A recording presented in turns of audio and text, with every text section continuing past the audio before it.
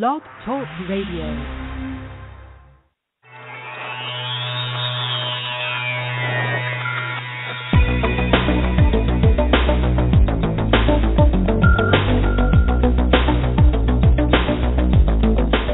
Across the country and around the world, streaming live on the internet, it's Real Estate Coaching Radio, bringing you the latest news, interviews, and secrets of the top producers.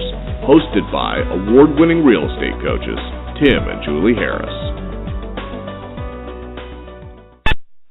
And we are back. Welcome back to Real Estate Coaching Radio, unfiltered, full-strength honesty about what is truly working to get you into action to make you money. And, of course, you're going to listen in now, and Julie and I are going to share with you the exact tips, tricks, and secrets to making the most of this new real estate boom. So I want to emphasize this, and I like to really drill down on this at the top of every radio show. We are at the very beginning stages of a real estate boom. It's going to feel, different levels of boominess depending on your market. It's your job as a business owner, and that is what you are, to seek out the best opportunities in your marketplace. You might be selling in a real estate market that still very much feels like the real estate crash. Homes aren't selling. People are pessimistic. It just feels like every day is a slog to work to even get any motivation because you're surrounded by unmotivated brokers, unmotivated agents, unmotivated sellers. Everyone's underwater, whatever. If you're in a marketplace and you don't want to be there, move. Leave. Go to a different marketplace. The nearest marketplace, the better marketplace, might just be across town. So there's an old saying, and you guys are all familiar with this, that when the going gets tough, the smart, right? You're about to say, get going, right? I'm going to say it again. Finish this saying in your head. When the going gets tough, how many of you said this tough get going? All of you, probably. Thousands of you listen to this live and in replay. The old saying, the old thought that when the going gets tough, the smart get going, you need to forget that. That's not good business type thinking. If your goal is to truly be of service to people and make money for you and your family, make money for your grandchildren, make money for the future generations that you leave behind, in other words, create legacy wealth, the new way you think of a tough market is this. When the going gets tough, the smart leave. Think about that for a second. I know you haven't heard that anyplace else before. I know that in some cases that's going to kind of rattle your cage because you think leaving is quitting. Leaving is not quitting. If your marketplace will not support your familial obligations and your goals, and it won't because it's not going to return, it's not going to be healthy enough for you to make the most of that, make most of this real estate recovery for the next 7 to 10 years, however long the cycle lasts. If you're in one of those stagnant markets, but across town the market's really vibrant, or maybe in the next city over the market's really vibrant, or maybe you've always thought about moving from Ohio to California, do it. Take advantage of it. Because when the going gets tough, the smart leave, and your job as a business owner is to constantly be seeking out that opportunity. And yes, this requires big thinking. It requires some risk. It requires some research. It requires a real focus and a nerving, absolute focus on accomplishing your goals. When you have that mindset, things become pretty clear, don't they? So keep that in mind. This is going to be the highlight of, unless you're probably in your early 20s, this is going to be the highlight of your real estate career, the next 7 to 10 years. There won't be another 7 to 10 years like the one we're walking into now. Explosive opportunities everywhere, and it's your opportunity for you to make money, help people, and really set the stage to have a really incredible life. Look at it like that. Look at it as at what it truly is. Probably the last best opportunity of our real estate careers to truly get into action and be of service to others. It's a different framework from the way a lot of you think. I realize that, but embrace it and make the most of it. So I've had today 3 or 4 free coaching calls. And I have to say, most of you guys really get it. Now, a lot of you have become our regular listeners. You listen to this. Most of you are listening to it in replay. And I really love the feedback. You guys get our message. You understand that you can't really build wealth given a lot of the existing things that are being taught to realtors. It's interesting. I had this little epiphany yesterday, and I wrote this down so I wanted to share it with all of you guys. Most of the, if not all of the training and coaching that's being offered to real estate practitioners is based on the idea that you guys are going to be in and out of the industry. And I have to say, I understand why, because statistically, historically, most agents have been in and out of the industry in less than 24 months. We've talked about that on this radio show before, that most agents, get into real estate, they sell to their centers of influence and past clients, they pick up a handful of deals, and then they fail out of the business. Oh, sure, they go to the educational event in Las Vegas, or they go to the training event and wherever else, and they do all the motivational rah-rah crap, but statistically, something like, the turnover rate in real estate, the actual people doing transactions, it's 24 months and then you're out of the business. So what occurred to me was, and I'm sensing this in virtually all the, especially the free coaching calls that Julie and I have been doing, is the nature of the people getting into the business is totally different than, say, it was 5 years ago. 5 years ago, you had a lot of people that were essentially just looking for the silver bullet. Maybe those people are still out there, but we're not attracting them. Most of you listening are realizing that this is a business. You have to treat it like a business.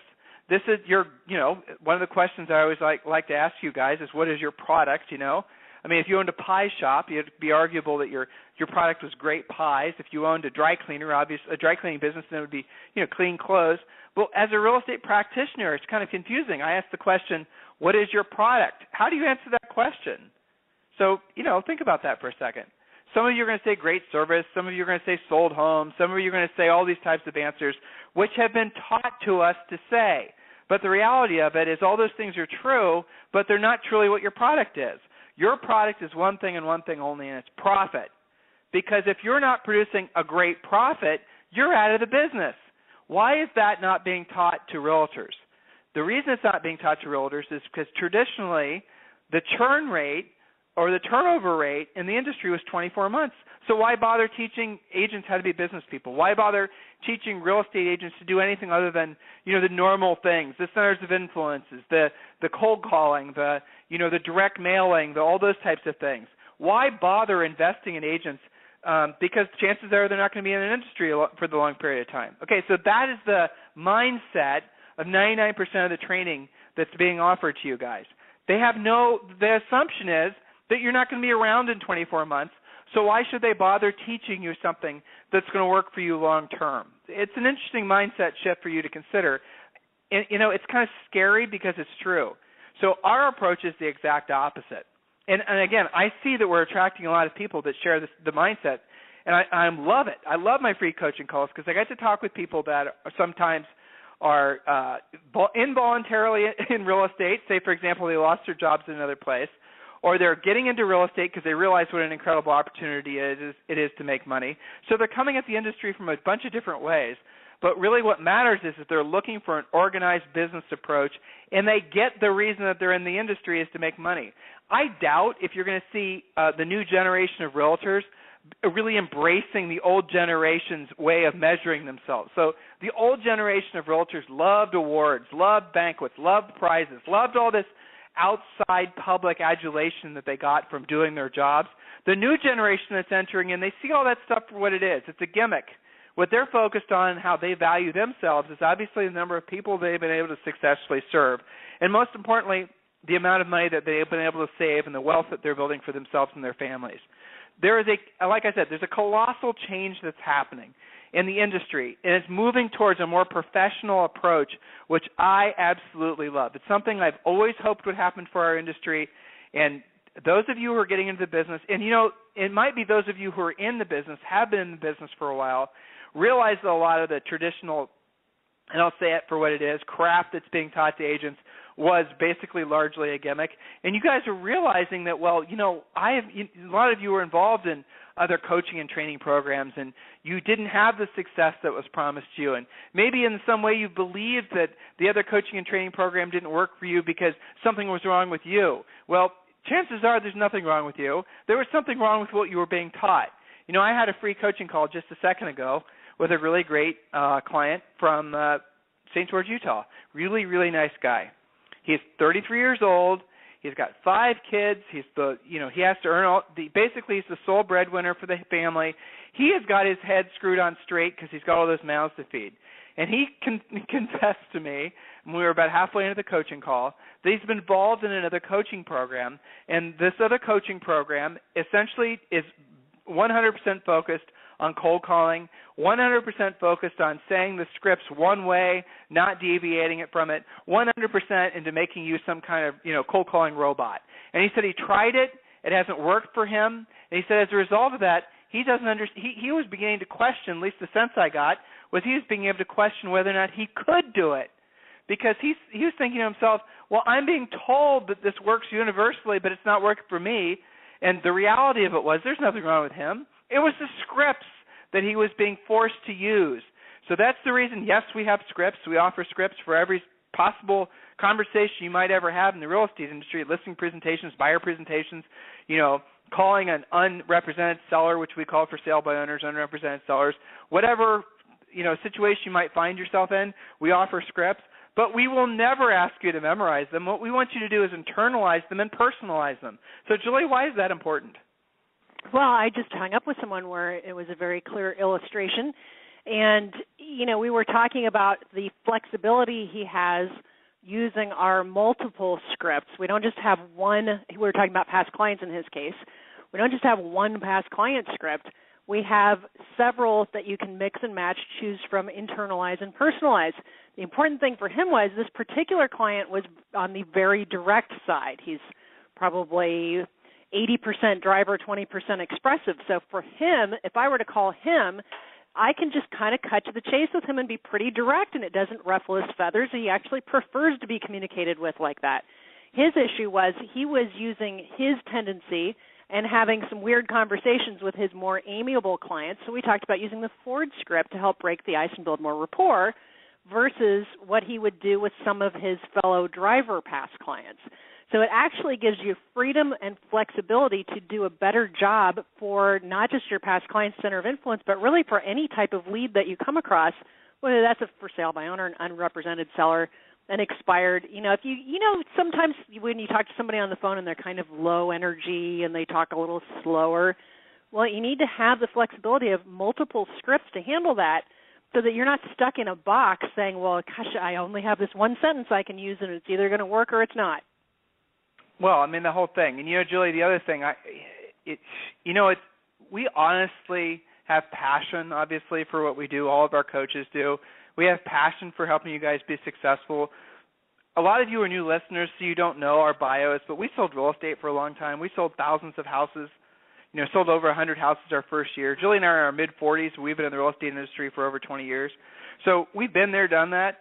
And so our passion comes from having been in the exact same situation that many of you are in. We remember very clearly what it feels like to be in a great, have really great, wonderful months. I remember the first month in real estate where we earned over $100,000. That was a big flipping deal, especially at the time because we were in our late 20s. Trust me when I tell you that when you're in Columbus, Ohio, and you earn over $100,000 a month, and you're in your late 20s, we may have been 30, I don't remember. Julie's a year younger than me. Trust me when I tell you that's memorable. But I also remember plenty of months where we had 3 or 4 deals go south, where we had a seller that would get pissed off at us, where we had this happen and that happen. And I do remember several occasions, especially when we were first getting started, where we hadn't got our system figured out, where we were having cash flow spurts opposed to cash flow. In other words, we'd have great months and crappy months.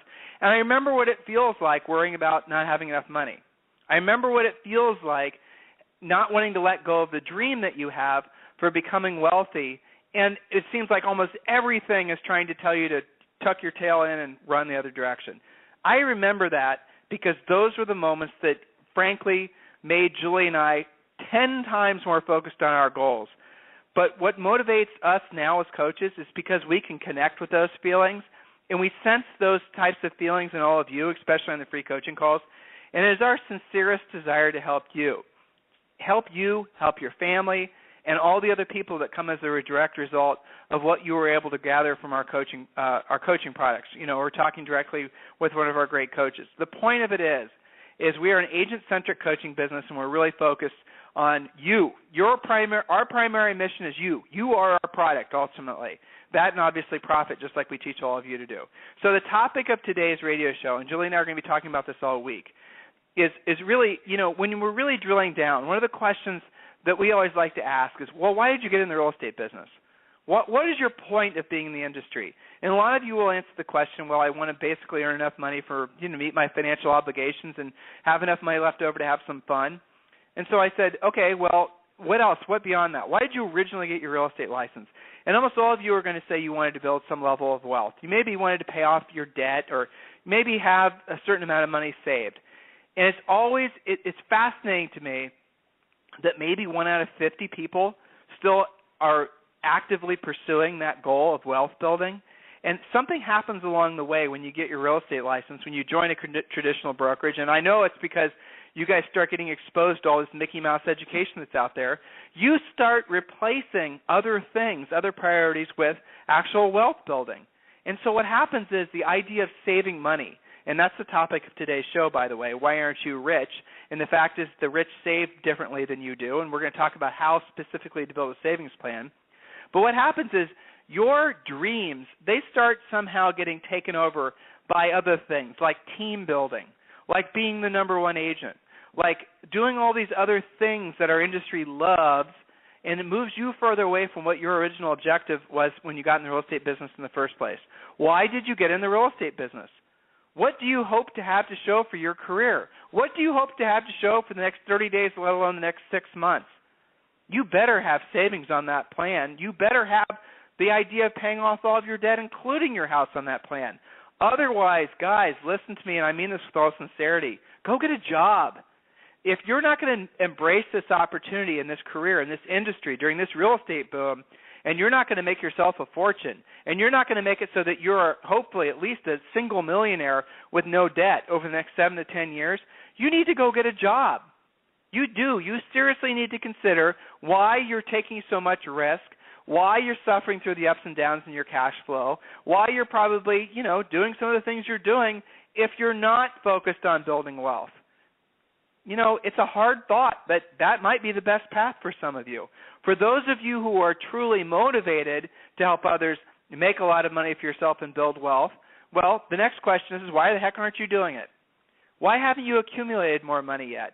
Well, we're going to tell you why, and we're going to help you develop a system during today's radio show. It's a very simple system to follow, and we're going to take a real quick break, assuming the commercial works today.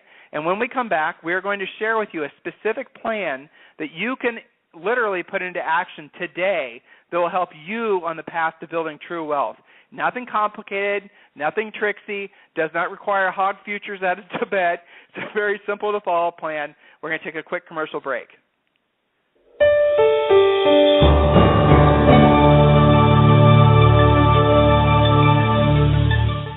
Is coaching right for you? And how can I guarantee it will work for me? Chances are you are asking yourself those questions right now. I'll answer those critical questions for you in just a moment.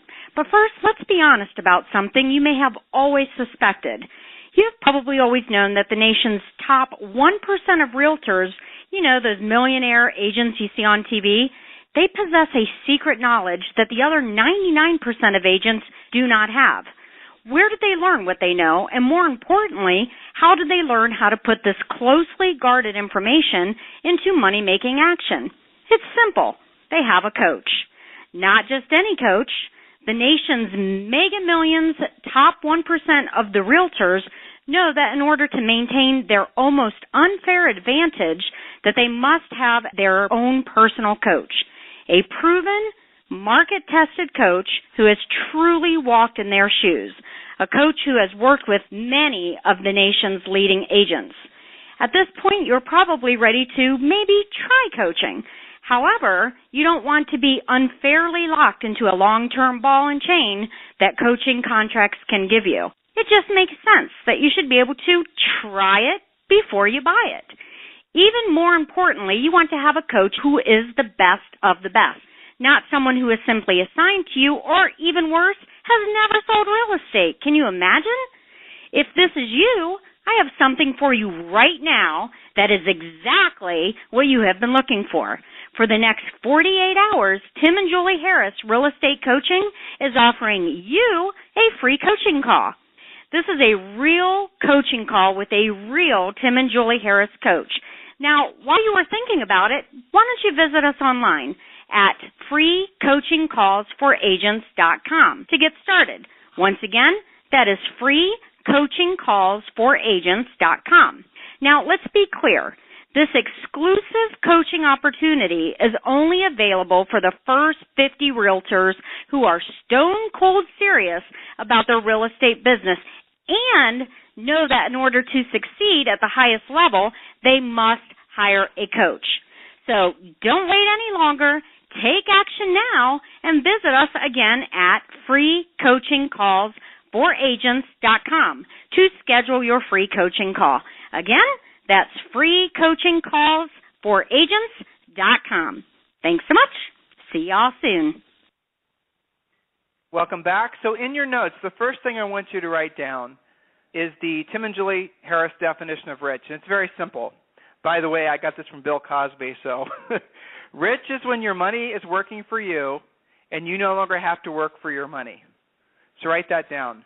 Rich is when your money is working for you and you no longer have to work for your money.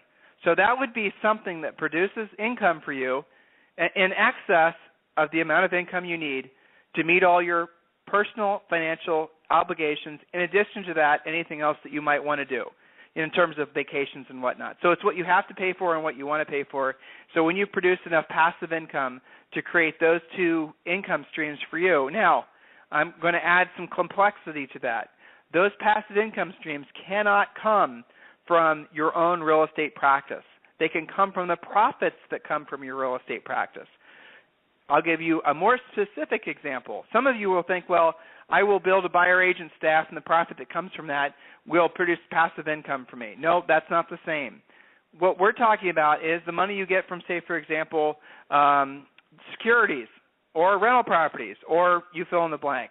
So it has to be unrelated to your principal business. Why? Because if something happens to your principal business, I don't want you to have to go your personal, comfort zone lifestyle can't go down with it. There are all kinds of things that might happen. You might decide that you just hate selling houses and you're burned out from doing it and you don't have to do it anymore. Well, if all your income streams are directly tied to your effort from selling houses, then obviously you're going to have some problems. So just keep that in mind. So first of all, the bottom line is that the myths that a lot of us have about saving money, and Julie, I only wrote 2 myths down, so I'm sure you have some more of your own from all the coaching calls you've done. But the 2 primary myths that people have when you ask them why they haven't saved more money, the first one always is, I will save what's left over, right? So a lot of agents will have the myth, and this is, by the way, this isn't just in the real estate industry. This is an American myth. This is the typical way that 99% of all Americans think.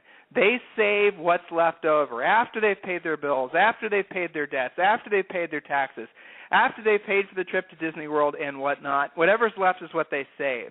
So we're going to talk about that in a second, why that'll never work. So, Julie, what's another big myth about savings that comes to your mind? Well, especially for real estate people, I will save when I get that whatever the, quote, extra deal is this month. If you normally do 2 deals a month, it's that third deal, that elusive next deal. Or the next time I have a bigger commission, I'll just put all that into it's funny. savings. That's what I wrote down in my notes. I figured. Yeah. you and I are sharing a brain today. Yeah, I wrote down part of that next big closing. Because, we had those thoughts before we were financially rehabbed into savings ourselves. That's one of the reasons we know this stuff. And that's why you want to have coaches that have, actually done what you're going through. But, yeah, so it's the next big deal. Let's talk about our first year because it's funny. Sure. All right, so our first year, guys, now this is when we were in our early 20s. This already is all having true. night sweats over this, but go ahead. You can bring us back there. Because it was hilarious. No, yeah. So no one prepared us for doing what we did our first year. In a full confession, we are in the midst of forming our real estate system. It was just in the very beginning stages, the system that you guys are getting access to now through Real Estate Coaching Essentials and obviously through the Advanced Coaching Program and the Breakthrough Coaching Program. So our first year in the business, we didn't really know that we were approaching 100 units sold until it was like July or August. And we were, I'm sure Julie remembers this too, we were sitting literally outside of a movie theater in Dublin, Ohio, and we were sort of adding it up in our head, and we realized that we'd sold like 65 or 75 houses at that point. And we called our broker. And this was the funny thing about our broker. He didn't like talking on the phone, especially any of his agents, but that was fine. So we got him on the phone, and we said, Rory, how many houses does the typical agent sell per year? Because we had no idea. This is our first year in the business. And he goes, how many houses have you sold? And we said, well, we think we sold right around 70 or whatever it was. He goes, Call me back when you get to 100. Then he just hung up the phone. No commentary, no nothing. Just call me back when you get to 100. That's true. That's what happened. That was awesome, though, right? Why you guys are doing so good. Come in and talk to the office. And, what are you doing well? You need to come in and talk at the next office meeting. It was call me back when you get to 100. And we did. And it was 103. Now, here's the thing. When we first started out, we were working, as many of you are and have, in the lower end price range, and we were working with, a lot of first-time home sellers, first-time home buyers, that type of thing. So our average commission was modest. Now, Columbus, Ohio, the average sale price was at the time like $180, and our average sale price our first year in the business was like $120 or something like that. And as towards the end of our career, our average sale price was up like $600,000 or $700,000. So we've sold in all different price ranges in lovely Columbus, Ohio. So we get it up to, it's like, I think we earned like $300,000 or $305,000 or whatever it was. And then, Julie and I would always believe, when you earn that kind of money, there's all these tax shelters and, we'd never earned that kind of money. We didn't even know anybody that earned that kind of money. We were literally so far out of our comfort zone that we didn't even know how we were supposed to manage our money.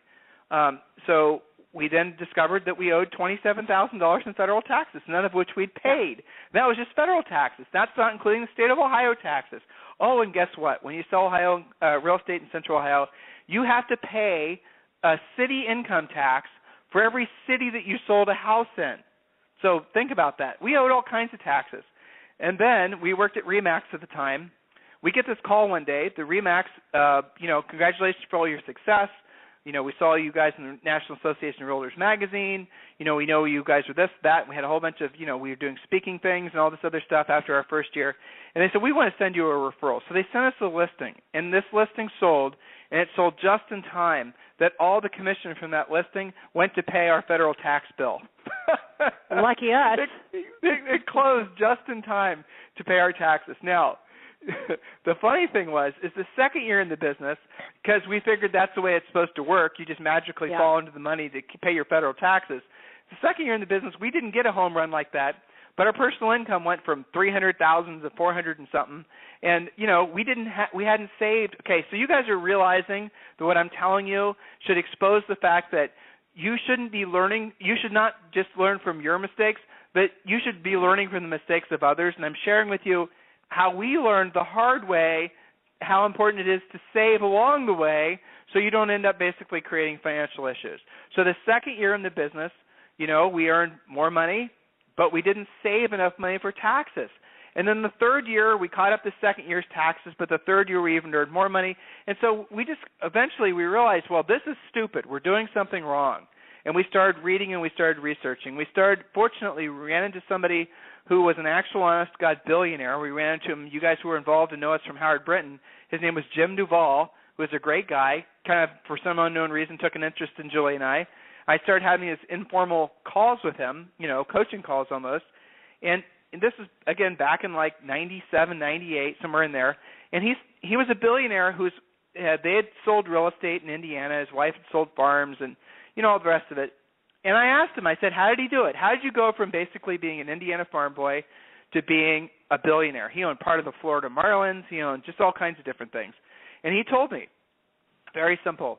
He said, before, and you guys need to write this down, before you pay any bill, before you pay the taxes, before you pay your mortgage payment, before you pay for anything, pay yourself first. Pay yourself first. And I said, well, how much? And he said, start it at 10% and then increase it. But you should pay yourself first. There's a reason that employees have their taxes taken out first, and they get the net proceeds after the taxes. Because, the IRS obviously wants their money first. You guys need to pay yourselves first. You are working for you. When you're in a jet and you're, sitting there ready to take off, and they're explaining to you what happens if the cabin were to lose air pressure and these masks will fall out of the ceiling, what do they tell you to do? They tell you to put the mask on the person sitting next to you first or your mask on first. They tell you to put your mask on first. So financially, how many of you have been spending your entire working lives putting the guy's mask on that's sitting next to you first while you've been gasping for oxygen, hoping and praying that somehow you're magically going to, be okay? It doesn't work that way. So what Mr. Duvall taught us was pay yourself first. Start out by paying yourself 10%. Now, we're going to tell you the mechanics of how to do it. So Julie explained to them how we actually physically started saving 10%. Now, this was back when we were in our early 20s, and you guys are all, some of you are our friends, a lot of you are our coaching clients. You'll get to know us more in the future. But Julie and I started out stone cold broke. I mean, we were less than broke. Less than broke. We were in debt from We owed. We were in debt from student loans. All the We're sharing typical, a car. Yeah, all the typical problems that young people have when they're starting out. We had them all. We did not have a golden spoon. We did not have any help from no family member was help. I wish we had all those things, but we didn't. And if those of you who do, don't take it for granted. If you were born on third, don't act like you hit a homer, but still embrace the opportunity you have in front of us. Yep. We didn't have any of that. We had to create all of it. But what creating all of it taught us was that you can create it, and you can continue to create it. So since that time, and again, I don't mind sharing this with you. I'm sharing this with you with the intention of motivating you, not to brag, is that we've become multimillionaires. So in that time frame of 20 years since we started in the business, Julie and I have become multimillionaires to the point now where we do have money working for us, and we don't have to work for our money anymore. We have accomplished our personal goal of, being rich, and we've done it. We want to show you how to do the exact same thing. And it starts out by the mindset of saving. So rich people know how to save. We didn't come equipped knowing how to do it. We had to learn how to do it, and once we started doing it, once we accumulated more and more money, then what did we do? Of course, we paid off all of our debt. We own a whole bunch of houses with no mortgages on them. We just all kinds of different assets, and we pay for it. Yeah, but Tim, I have to jump cash. in here and say we did not really start saving until we got serious about 10% off the top of every check, no matter what. I don't care if you don't think you're going to be able to make that car payment. That's part of the issue, right? Part of the issue is you save no matter what, or you're not going to have any savings. And when I say savings, when I do this with our coaching clients, I tell them the only way this is going to happen is if you're setting up a savings account, not a spendings account, and it's a savings account when you don't have a debit card that goes with it and you don't have a checkbook that goes with it, and you're not commingling your funds that you're going to send the IRS, for example. A lot of clients say, I save all the time, but it's dedicated to paying their taxes. I'm talking about separate from that. That's right. So let's literally tell them we would get a commission check. And we still do this to this day, but we save way more than 10%, guys. So you get a commission check, Julie. So back in real estate days, you'd have say a $50,000 a month. You take those commission checks to the bank and then walk them through physically how you actually split the money. Because people, it's funny. They embrace this concept. They love the idea of it. But when it actually comes down to doing it, they set it up so, I'll just deposit it all and I'll just transfer it online. No, you won't. Sure you will. You won't transfer it online. You'll spend it online. So what we want you to do, go ahead, Jules. Well, first of all, there's a benefit to actually getting out of your car and going into the bank and knowing all of the people at the bank. Why? Because they're part of your center of influence. They run into people and customers every day that may or may not want to buy or sell houses. Okay, so stop the whole drive-through thing, taking a picture with your phone thing. Yes, that's more convenient, but you are in this to make sales, and sales is a contact sport. This is an easy way for you to get to know people, but that's a side issue. So you go into the bank and you basically make one deposit to your main account, and then while you're standing there, you write a check to your savings account. Or if you have the right kind of banking, you can take in your deposit check and split it up in a couple of different ways. You should be taking probably, for most of you, 20% off the top towards taxes, 10% minimum towards savings, and then the rest of it is to your operations account. Not the way you're doing it now, which is everything goes into operations, you write a bunch of checks, and if there's one red cent left, you might save it. Now, the trick is the money, so literally, you have a $1,000 check. You're going to go to the bank, and in your hand, you're going to have the deposit ticket for the $1,000 check, the check obviously endorsed, and then you're going to write another check. You're going to write a check from that main account to your personal account for $100, at least $100, 10%. Yep. The amount of money that goes into that other account, that's 10% account, that is an account that you cannot transfer money out of. You have to go into the bank to get access to it. An old school passbook savings account is what I'm talking about. You cannot have the ability to sweep money out of it. That's it. You have to make it so it's locked down savings. So literally you're going to go to the bank. You're going to give the teller your commission check with the deposit ticket. The back of the check is signed. On the other hand, you're going to have a check written out to you for 10% of whatever the first check was and a deposit ticket signed. So you're literally giving them 2 checks and 2 deposit tickets at the same time. They'll deposit the first one so the second one, clears and the rest of it. And then that's how you start building your savings account. At first, it's not that interesting, but it builds. Julie, are you on? At first, it's not that interesting, but the amount of money builds. And over time, you've actually accumulated a fairly impressive amount of money. And then what we want you to do with it is we want you to build savings. We want you to obviously pay your debts off first. Then on top of that, we want you to build savings. Build it slowly. Try not to, frankly, take out mortgages. If you can, make it so you're paying cash for everything. Guys, what gets people in debt is over-leverage. What puts people in a position where they can't really have financial freedom ever is they believe that the way to financial freedom is through debt. And you're seeing all the little yahoos who said, during the last real estate cycle, the last run-up in real estate, why would you take out a mortgage where interest rates are so low and you can leverage yourself and you can buy 1,000 properties and you only have to put down blah, blah, blah. Well, I'll tell you why. Because you got to learn from your own history, from the history of those around you. What gets people into trouble is too much debt, over-leveraging themselves. So, yes, at the end of the day, you'll have maybe fewer rental properties, but the rental properties, if that's what you decide to invest in, which should be probably 20 or 30% of your portfolio that you're working on building should be rental properties, if not more.